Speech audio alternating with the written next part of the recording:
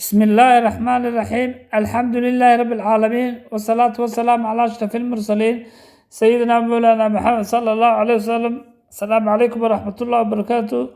waxaan halkan ka salaamayaa dhammaan Soomaali Maxamed meel walba ay joogaan. waxa halkan inooga sii socon doona insha Allah gabayadii diiniga ahaa ee taxanaha.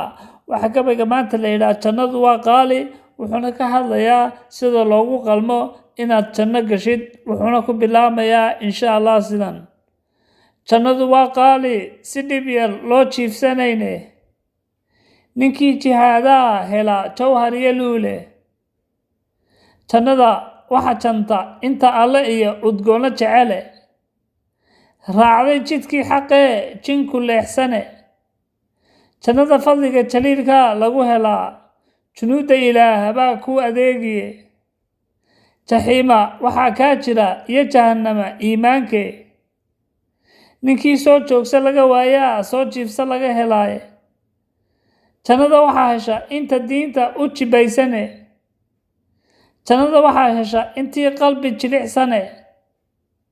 jannada waxaa hesha intii jamaal iyo xaqa laba jibaartee. waad mahadsantii dhammaantiin.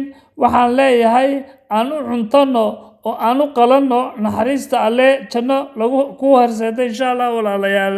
wasalaamu calaykum waraxmatullaahi wabarakaatu.